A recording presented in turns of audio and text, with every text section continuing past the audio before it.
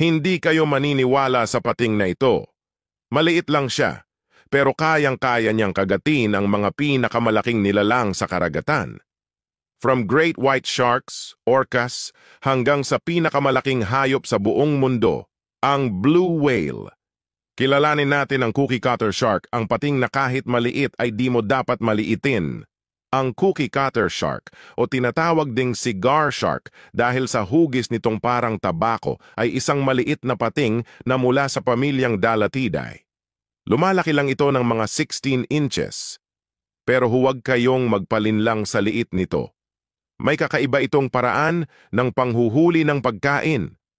Mayroon itong bilog na bibig na parang suction cup at punong-puno ito ng matatalas na ngipin. Kapag natipuhan niyang kagatin ang isang mas malaking nilalang, didikit siya gamit ang kanyang bibig at iikot ang katawan niya para makakuha ng bilog na kagat mula sa kanyang biktima.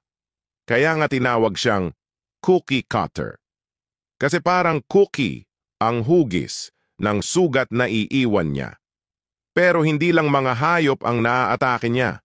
Alam niyo ba na noong Cold War, may ilang submarino ng US Navy ang napinsala dahil sa mga kagat ng cookie cutter shark? Akala pa nga ng mga Navy noon isang bagong armas ng Soviet Union ang may gawa ng pinsala, pero ang totoo, isang maliit na pating lang pala.